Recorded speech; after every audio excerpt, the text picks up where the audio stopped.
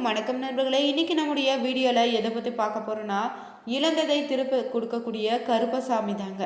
கருப்பசாமி பல்வேறு இடங்களில் பல்வேறு பேர்களை அழைக்கப்படுறாரு.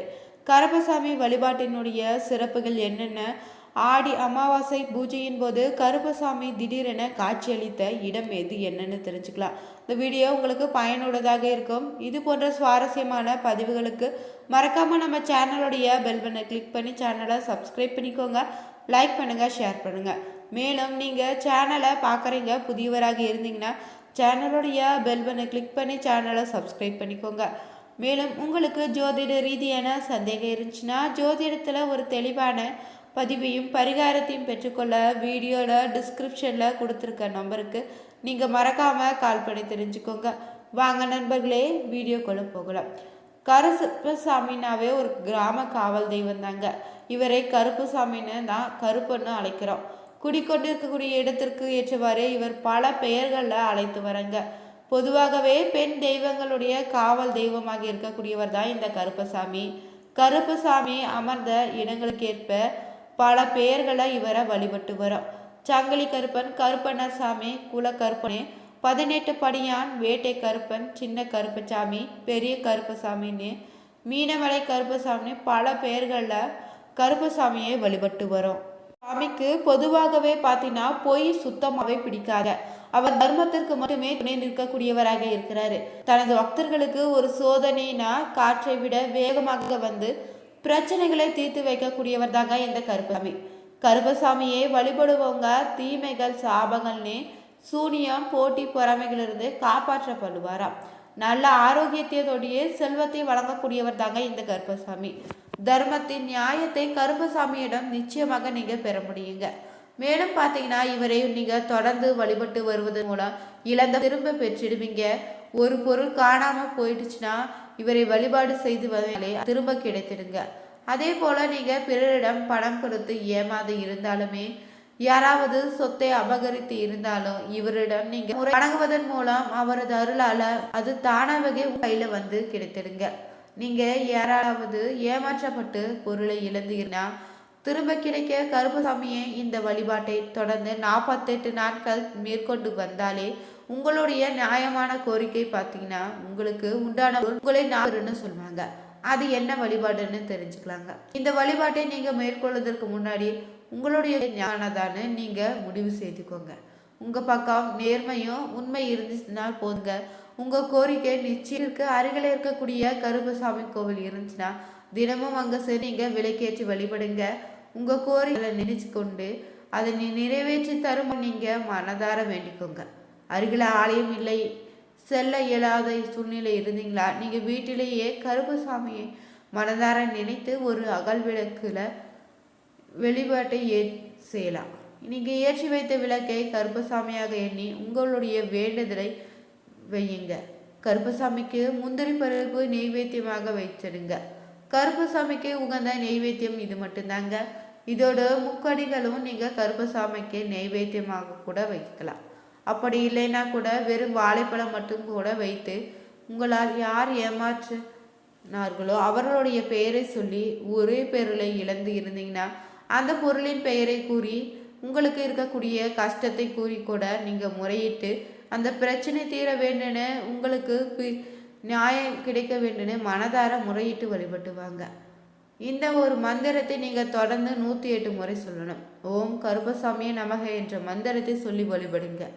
ஒரு சின்ன கற்பூர ஆராத்தி காமிச்சு பூஜையை நிறைவு செய்துக்கோங்க. இந்த பூஜையை காலை 6 மணிக்கு முன்பு செய்யலாங்க. அப்படி இல்லைன்னா மாலை 6 மணிக்கு பிறகு தான் இந்த பூஜையை செய்யணும். பூஜை முடிந்தவுடனே நீங்கள் பிரசாதத்தை நீங்களும் உங்கள் வீட்டில் இருப்பவங்களும் சாப்பிடலாம். சூரிய உதயத்திற்கு முன்னாடி இல்லைன்னா சூரிய அஸ்தமனத்திற்கு பின்புதான் இந்த பூஜையை செய்ய வேண்டும் என்பது சொல்லப்படுது. இந்த பூஜையை தொடர்ந்து நீங்கள் 48 நாட்கள் வேண்டி வர நீங்கள் இழந்த இல்லைன்னா ஏமாந்த பொருள் மீண்டும் உங்கள் கைக்கு வந்து சேர்ந்துடுங்க. நம்பிக்கையுடன் இந்த ஒரு பரிகாரத்தை செய்து பாருங்க. நிச்சயம் ஒரு நல்ல விதமான பலன் உங்களுக்கு உண்டாகுங்க. கருப்பசாமியை நீங்கள் தொடர்ந்து அமாவாசை தினத்தில் இருந்து 48 நாட்கள் இந்த ஒரு வழிபாட்டை செய்து வர நீங்கள் இழந்த பொருளை உங்கள் கைக்கு கொண்டு வந்துடுங்க. மேலும் பார்த்தீங்கன்னா கிராமப்புறங்களில் இருக்கக்கூடிய கோவில்களில் அம்மன் கோவில், கருப்பசாமி, ஐயனாரப்பண்ணு அனைத்து கோவில்களுமே பார்த்தீங்கன்னா ஆடி மாதத்தில் அமாவாசை தினத்தில் மிகவும் சிறப்பான பூஜைகள் நடத்துவாங்க. இந்த பூஜையில் நீங்கள் கலந்து கொள்வதன் மூலம் உங்கள் வாழ்க்கையில் இருக்கக்கூடிய பிரச்சனைக்கு ஒரு நல்ல தீர்வாக அமையுங்க. கருப்பசாமிக்கு இன்னொரு சிறப்பான பெயர் தாங்க 18ஆம் படி கருப்பசாமி. இந்த அழகரையுமே மலையும் காவல் காத்து வருகிறார் 18ஆம் படி கருப்பசாமிங்க.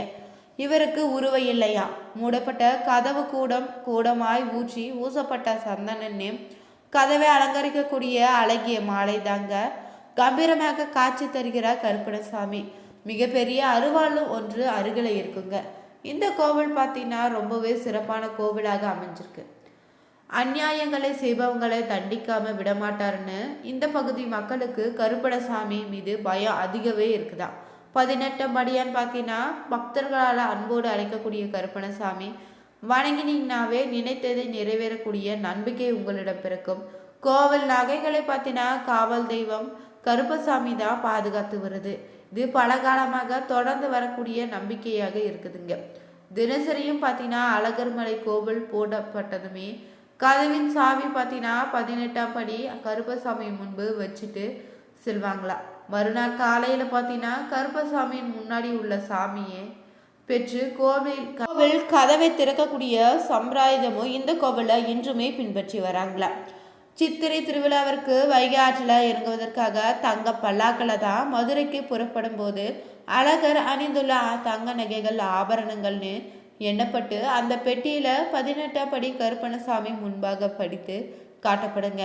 அதே போல் மதுரையில் இருந்து கோவிலுக்கு திரும்பி வந்த அழகருடைய நகைகளை சரிபார்க்கப்பட்டு கருப்பணசாமி முன்பாக பட்டியல் வசிக்கப்பட்டு கள்ளழகர் கோவிலுக்குள்ள நுழைவாராம். கள்ளழகருக்கு காவல் புரியக்கூடிய கருப்பணசாமி பார்த்தீங்கன்னா மக்கள் தங்க குலதெய்வமாக கொண்டு வழிபட்டு வராங்க. கருப்பசாமியிடம் முறையிட்டிங்கன்னா நிச்சயம் நியாயம் கிடைத்திடுங்க. அது மட்டும் இல்லைங்க, இந்த கோவிலுடைய நம்பிக்கைகள் பல காலமாக தொடர்ந்து வருது. கருப்பணசாமியை நீங்கள் எப்படி காவல் தெய்வமாக இங்கே வந்தாருன்னு ஒரு சுவாரஸ்யமான கதையும் சொல்லுவாங்க. அது கதை என்னன்னு தெரிஞ்சுக்கலாம். கேரளாவை ஆட்சி செய்து வந்திருக்க ஒரு அரசன், அவன் பாடி நாட்டுக்கு வந்தானா. திவ்ய தேசமான திருமலிஞ்சோலைக்கு வந்திருந்த போது தாங்க அங்கே இருக்கக்கூடிய கள்ளழகருடைய அழகை கண்டு மயங்கி போயிருக்கான். அழகரை கடத்தி கொண்டு போய் தனது நாட்டில் வைத்துக்கொள்ள திட்டமிட்டிருக்கானா அந்த அரசனுமே. நாடு திரும்பிய உடனே மந்திரம் தந்திரங்களை நன்கு தேர்ச்சி பெற்ற 18 மந்திர தந்திரங்களை நன்கு தேர்ச்சி பெற்ற மந்திரவாதிகளை அழகர் மலைக்கு அனுப்பி வைத்திருக்கா. அந்த மந்திரவாதிகளும் கூட பார்த்தீங்கன்னா கருப்பணசாமியும் வந்திருக்காரு. அழகரை தூக்கி வரும்படி கட்டளையிட்டான். 18 பேரும் மன்னன் கட்டளை நிறைவேற்றதாங்க அழகர் மலை வருவதற்கு ஆயத்தமாக இருந்தாங்க. மலையாள தேசத்தின் காவல் தெய்வமாக இருந்திருக்காரு கருப்பு வெள்ளை குதிரை மீதேறி 18 பேருக்கு முன்னாடியே சென்றது. காவல் தெய்வத்தின் பின்னே தாங்க மந்திரவாதிகள் அழகர் மலைக்கு வந்தடைந்திருக்காங்க. அழகர் மலையை அணைந்த காவல் தெய்வமும் பார்த்தீங்கன்னா கருப்பணசாமி அப்படியே அழகில மயங்கி மெய்மறந்து நின்றிருக்காரா. 18 மந்திரவாதிகளோ தன்னுடன் காவல் தெய்வத்தை மறந்து தங்க ஆபரணங்களையோ அழகரையும் தூக்கி செல்லும் வண்ணத்துல கருவறை நோக்கி சென்றாங்கன்னா. இவர்களுடைய கெட்ட நோக்கத்தை கண்ட பக்தர் ஒருவர் ஊர்ல உள்ள மக்களிடம் சொல்ல மக்கள் அனைவருமே பார்த்தீங்கன்னா திரண்டு வந்திருக்காங்க. மந்திரவாதிகள் 18 பேரையும் கொன்று பெரிய கோபுரத்துக்கு முன்பாகவே பார்த்தீங்கன்னா 18 படிகள் செய்து படிக்கு ஒருவராக புதைத்திருக்காங்களா. மந்திரவாதிகளுக்கு கோவலாக வந்த மயங்கி நின்ற கருப்பசாமிக்கும் பார்த்தீங்கன்னா காட்சி தந்த கள்ளழகர் அழகர் மலைக்கு தன்னையுமே காவல் காக்குமாறு உத்தரவிட்டிருக்காரு. இதனை ஏற்று கருப்பசாமியுமே அழகர் மலையிலே தான் தங்கி இன்று வரையுமே பார்த்தீங்கன்னா காவல் காத்து வராரு. 18 பேருடன் வந்த 18 படிகள் மீது நின்று காவல் தெய்வமாக காட்சியளிக்கிறாராம். ஒரு நாள் இப்படி இருக்கையில் கோவில் பட்டார் கனவுல தான் தோன்றி கருப்பசாமி அழகருக்கு அர்த்தஜாம பூஜையின் போது செய்யக்கூடிய பிரசாதங்களை தனக்கு படைக்குமாறு வேண்டியிருக்காராம். அன்று முதல் பார்த்தீங்கன்னா அழகருக்கு படைக்கக்கூடிய அர்த்தஜாம பூஜை பிரசாதங்களும் 18ஆம் படி கருப்பசாமிக்கு படைக்கப்படுதுங்க. ஆண்டுதோறும் பார்த்தீங்கன்னா ஆடி பௌர்ணமி நாளில் மட்டும்தான் கருப்பசாமி கோவிலில் கதவுகள் திறக்கப்படுது.